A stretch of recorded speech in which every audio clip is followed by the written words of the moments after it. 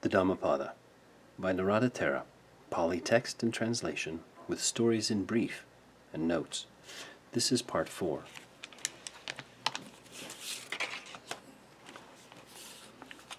As we always start with the Tisarana, Namo Tassa Bhagavato Arahato Samma Sambuddhassa. Namo Tassa Bhagavato Arahato Samma Sambuddhassa. Namo Tassa Bhagavato Arahato Samma Sambuddhassa. Buddham Saranam Gacchami. Dhammam Saranam Gacchami. Sangham Saranam Gacchami. This is the Bhuffavaga of flowers. The noble disciple will conquer this self. Who will comprehend this earth of self? In this realm of Yama, who in this world together with the Devas? Who will investigate the well-taught path of virtue? Even as an expert garland maker will pick flowers. A disciple in training, or Seka, will comprehend this earth and this realm of Yama, together with the realm of the Devas. A disciple in training will investigate the well-taught path of virtue, even as an expert garland maker selects flowers. The story. On hearing that monks were discussing the extent of the earth, the Buddha advised them to meditate on the personal earth element. This is a common meditation on the elements of the body, which is the air and the fire and water and earth. Those are the 5 big elements that we discuss, and we look at what parts of our body are like those so that we can see our relationship to the earth and that the earth is our guru. Remember that. By realm of Yama, up here, we are meant to the 4 woeful states, namely hell, the lowest of the states, the animal kingdom, the Preta realm, and the Asura realm. The Preta realm, remember, is the hungry ghosts. Those are the ones with the very small mouths and very thin, needle-thin throats and very big bellies. They're very hungry but can never be satisfied. Everything they touch turns to fire, to ash. It's like we would see that as people who are addicted in this world.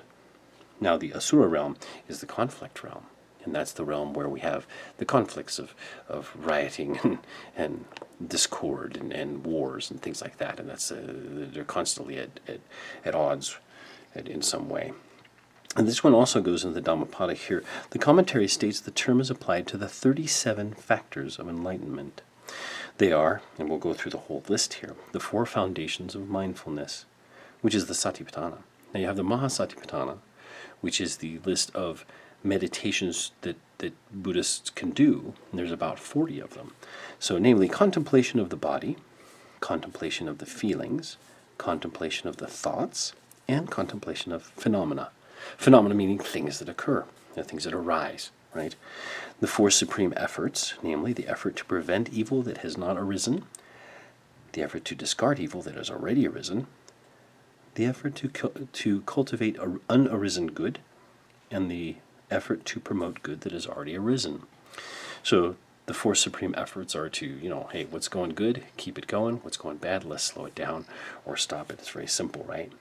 The 4 means of accomplishment, energy, thought, and wisdom. Now, there's the 4 means of accomplishment through, namely, will, okay, or effort, energy, okay, or power to get things done, thought and wisdom, the 5 faculties, confidence, energy, mindfulness, and concentration and wisdom. Those are the 5 different things there. Now, it seems like it repeats here, the indriya and the bala, but this we would say the 5 faculties, namely confidence, beginner's confidence, beginner's energy, beginner's mindfulness, beginner's concentration, and beginner's wisdom.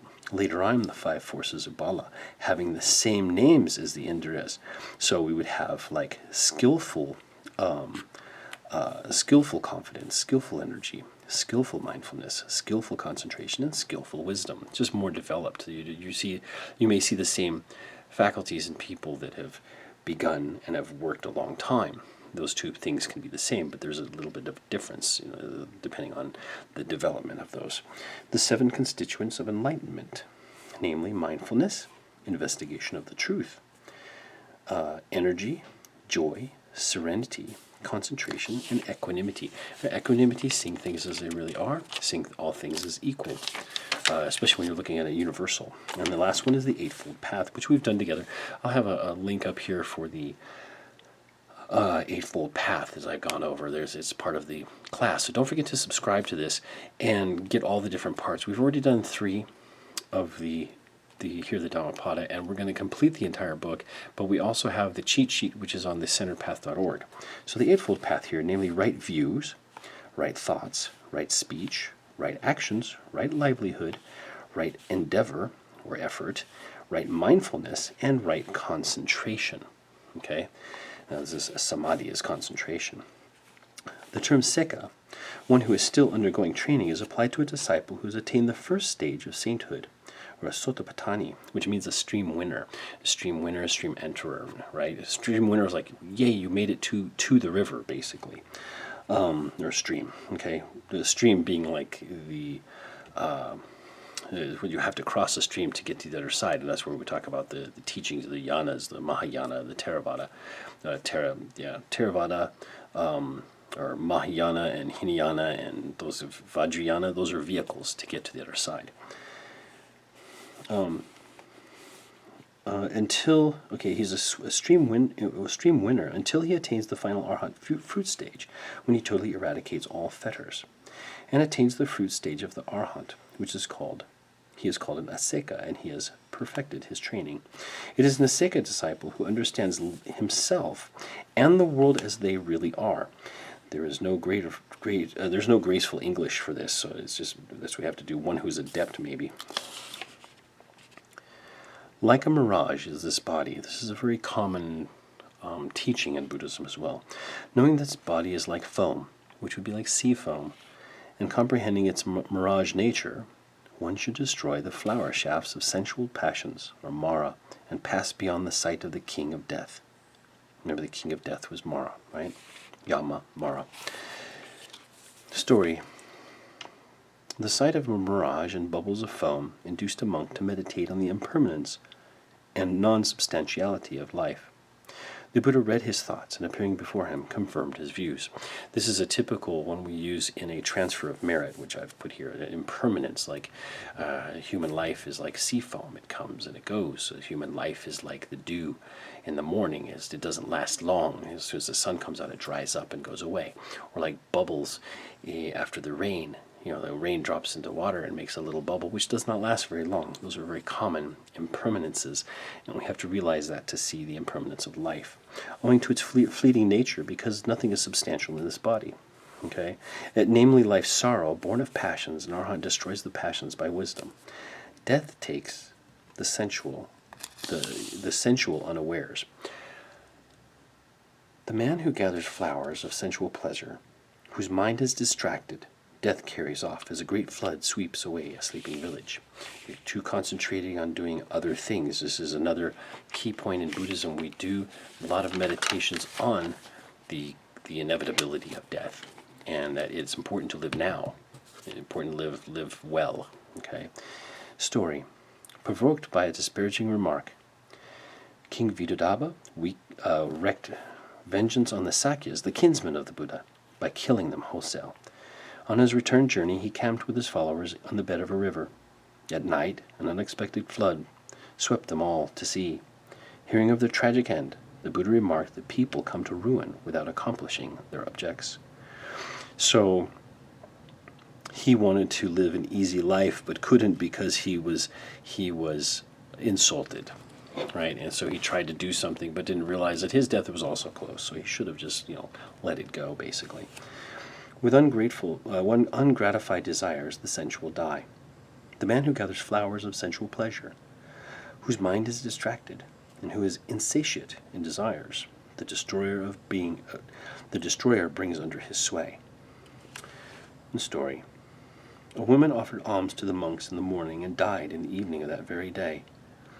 When this pathetic incident was reported to the Buddha, he spoke on the fleeting nature of life, and added that men succumb to death with insatiate desires. Even with good deeds, one dies. Even though you gave offerings, you still could die. Even though you have an idea of what you want to do tomorrow, you could die tonight, kind of idea. And she was giving offerings offered alms to them, maybe in hopes of having a better future for herself. That didn't work because she ended up having no future. So people had to understand also that the impermanence of life can happen at any time. Saintly monks cause no inconvenience to any. This is important because they become non-bothersome, and they didn't want to badger people to give them things. As a bee without harming the flower, its color or scent flies away, collecting only the honey. Even so should the sage wanderer in the village.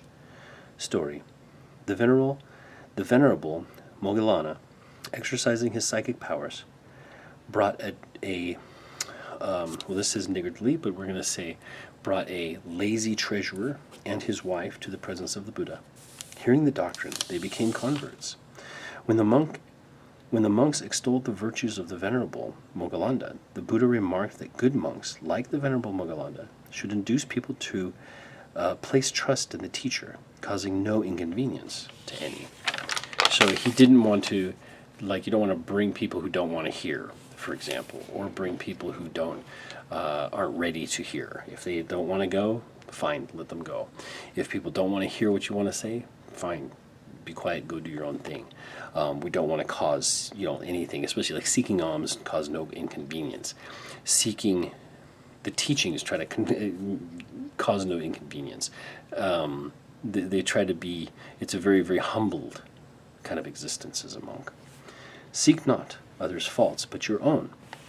Let no one seek others' faults, things left done undone by others, but one's own deeds done and undone. The story. A naked ascetic, through jealousy, prevented a female follower of his from listening to the teachings of the Buddha. She, however, invited the Buddha to her house through her son. When she was hearing the Dhamma from the Buddha, the ascetic suddenly appeared on the scene and abused her and the Buddha. As the woman was perturbed in mind at this sudden outburst, the Buddha advised her not to seek the faults of others, but her own.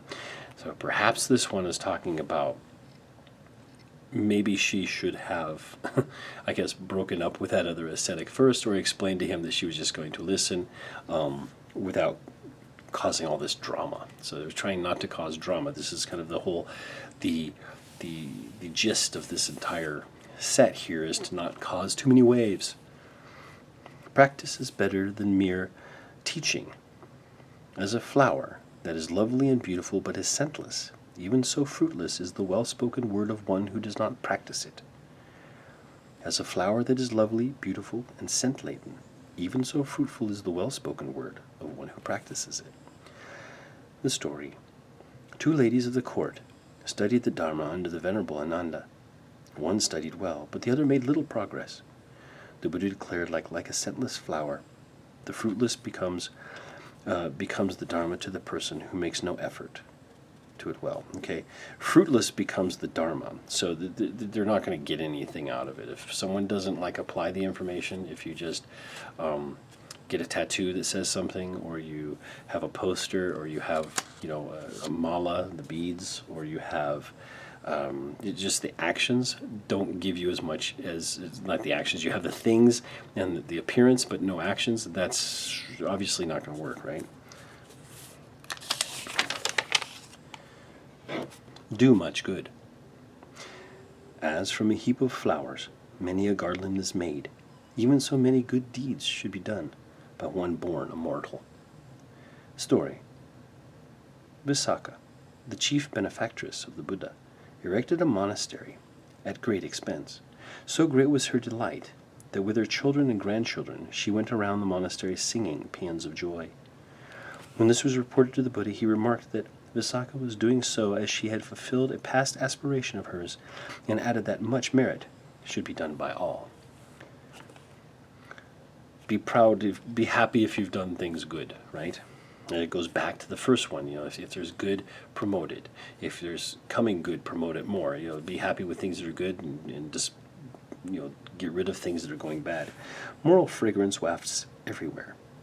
The perfume of flowers blows not against the wind, nor does the fragrance of sandalwood and jasmine, but the fragrance of the virtuous blows against the wind. The virtuous man pervades every direction. Sandalwood, dagara, lotus, jasmine Above all these kinds of fragrance, the perfume of virtue is by far the best. Story. The Venerable Ananda wished to know whether there was any fragrance that wafted equally with and against the wind. The Buddha replied that the fragrance of virtue wafts in all directions. The scent of virtue is by far the best. Of little account is the fragrance of Tagara or sandal. The fragrance of the virtuous, which blows even amongst the gods, is supreme. Story. Saka, king of the gods, disguised as a poor weaver, offered alms to the Venerable Kassapa, who had been looking for a poor person to whom he might give the privilege of giving him alms. The Buddha stated that Saka, attracted by the perfume of virtue of the Venerable Kassapa, gave him alms. Kassapa is one of the leading and initial students of the Buddha. In fact, he's considered the first patriarch of Zen or Chan Buddhism. He's the one who saw the flower, if you will, and that's why it's part of the flower verses.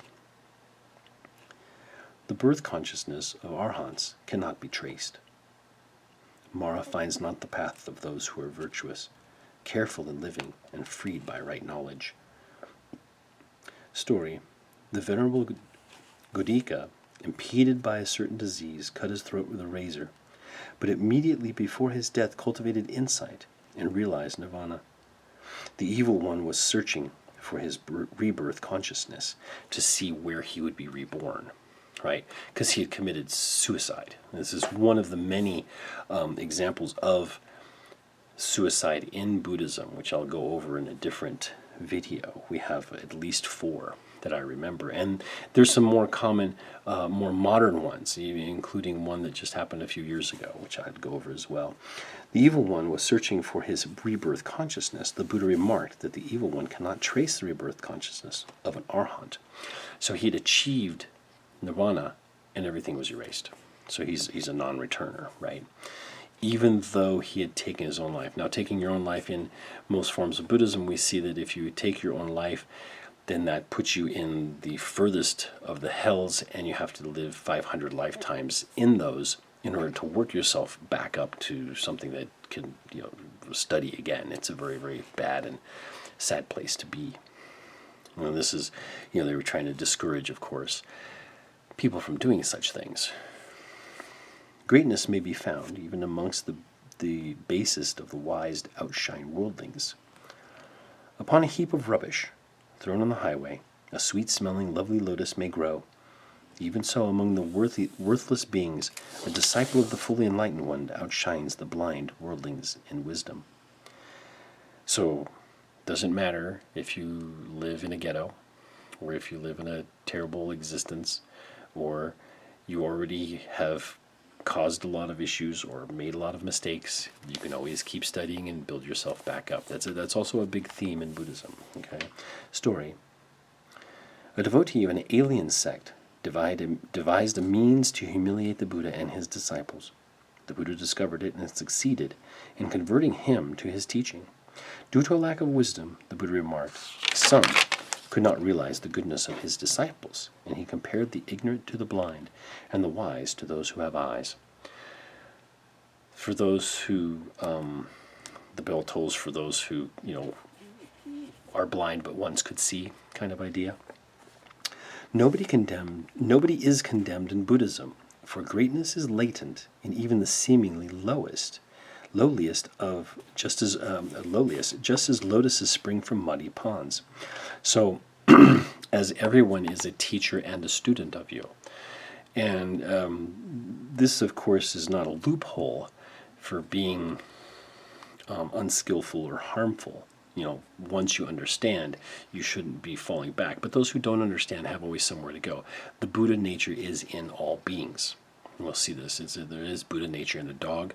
There is Buddha nature in a cat. There is Buddha nature in a person, a good person, a bad person, any person. There is Buddha nature in there. So, again, this is Reverend Sean over at the Centered Path, and we're going over the Dhammapada by Narada Thera. And I'm reading the entire entire book. Go ahead and subscribe, please, if you'd like to. It's completely free, and like the video. And you can share it because it's an easy thing. We can go through and do little discussions on these. If you have questions or anything, please put them in the comments because that gives me inspiration for future videos here. And I hope you guys are doing well, and we'll work on the next one soon. And be safe and be happy and do your practices. Use this as a little meditation. Have a good one. Bye.